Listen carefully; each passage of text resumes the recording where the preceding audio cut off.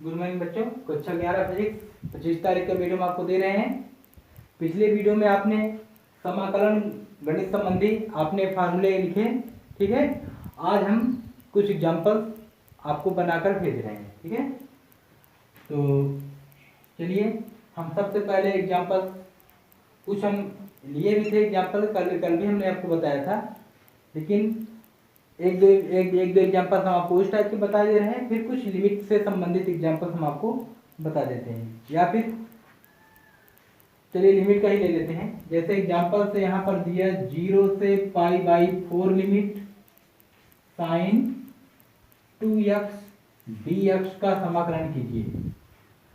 आपने देखा होगा ये अभी आपके समाकलन में ये नहीं लग रहा है ना।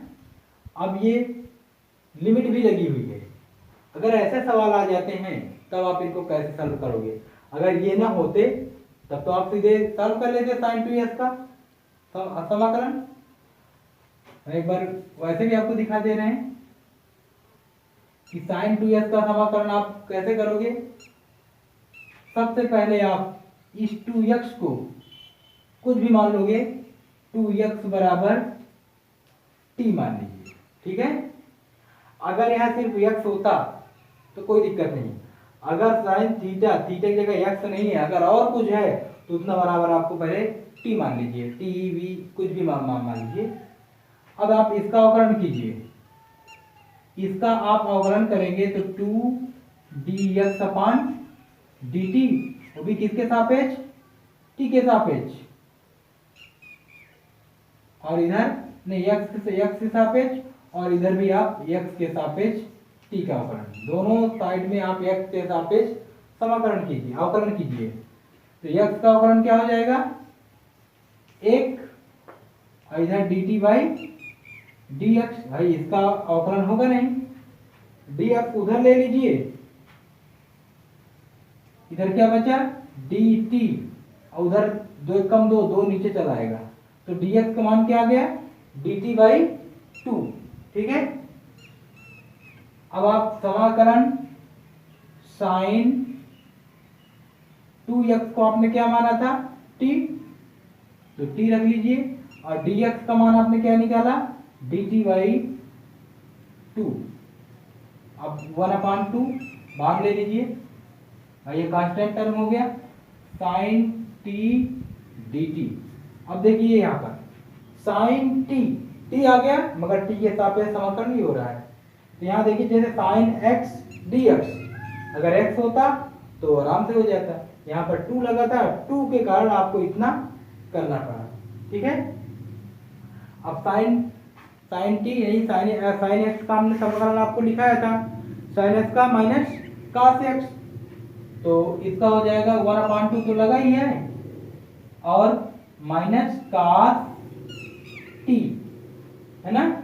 साइन t है तो इसका माइनस cos t, x होता तो माइनस cos x, और माइनस आगे ले लीजिए, माइनस 1/2 cos t का मान आपने क्या माना था? 2x, या 2x रख लीजिए। ये इसका आंसर आ गया, अगर लिमिट ना होती तब, ठीक है। अब अगर हम लिमिट की बात करें कि अगर इसी सवाल में इसने आपसे कह दिया कि 0 से π/4 लिमिट और साइन 2x dx, इसको आप समाकलन कीजिए, पूरी प्रक्रिया आपकी यही होती है ना।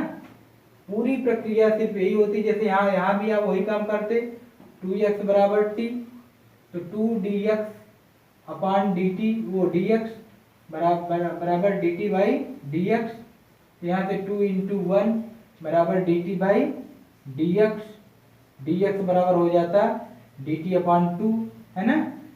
वही काम यहाँ भी करते, साइन t dt बाई 2, मगर यहाँ पर लिमिट क्या है? 0 से π/4, ठीक है।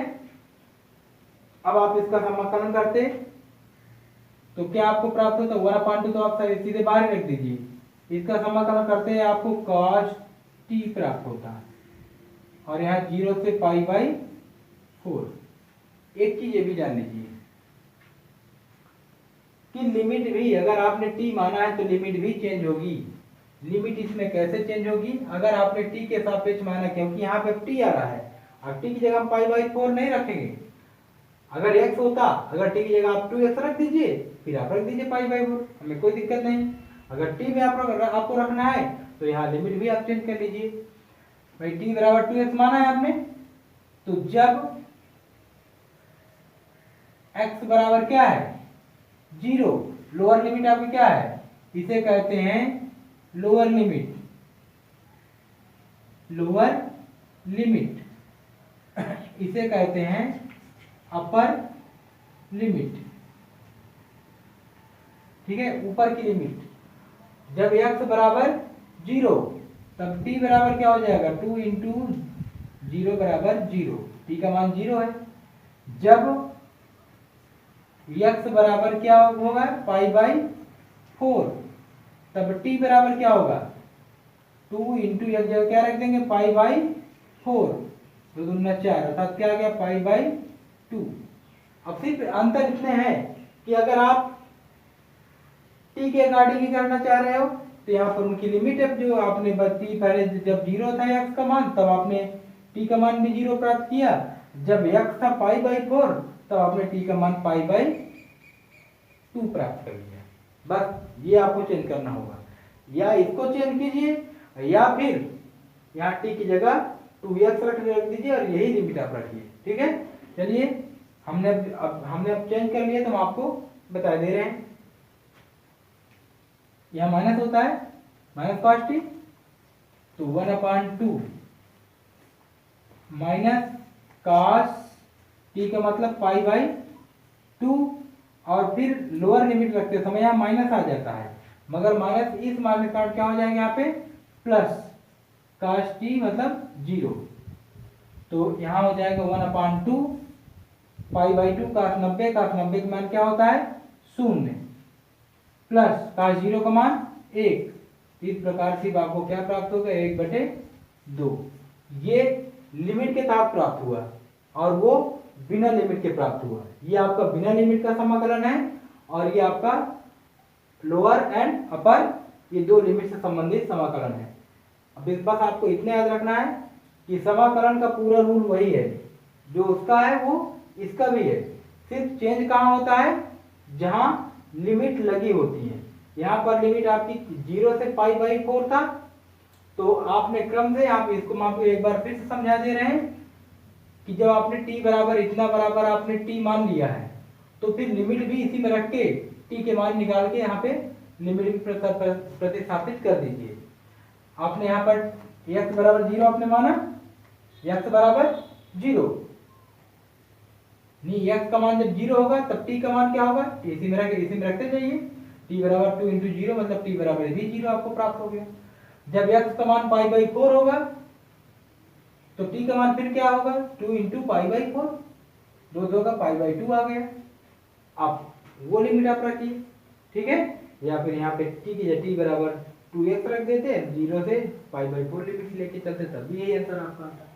ठीक है, तो लिमिट में सिर्फ आपको इतना काम करना है, इसके अलावा समाकलन का बाकी पूरा रूल सब वही है, सिर्फ लिमिट में आपको यही काम एक्स्ट्रा करना है। लास्ट में आपको पहले ऊपर वाली लिमिट इसमें लगाना है माइनस, यहाँ माइनस आता है। ठीक है, फिर नीचे वाली लिमिट लगाना है और इसको मान रख के सॉल्व कर देना है। ठीक है, चलिए एक आध क्वेश्चन और हम आपको बताते हैं, लिमिट से संबंधित ही, इसको उतार लीजिएगा, उसको भी उतार लीजिएगा एक एग्जाम्पल करके, इसको भी एग्जाम्पल करके आप कर लीजिएगा।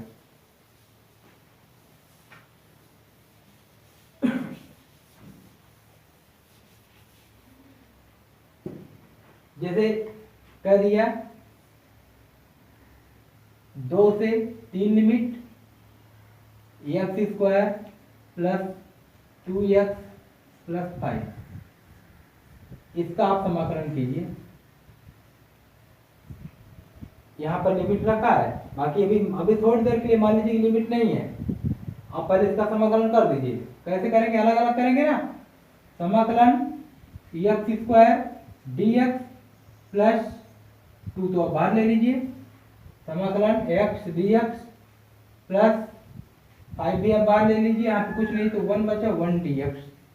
जो लिमिट आपकी 2 3 लगी थी वो आप लगा दीजिए, 2 3 2 3 2 3, क्योंकि ये लिमिट सभी फंक्शनों के लिए थी। ठीक है, अभी देखो लिमिट सिर्फ रखते जा रहे हैं, कोई प्रयोग नहीं हो रहा है, सिर्फ अभी समाकलन ही कर रहे हैं।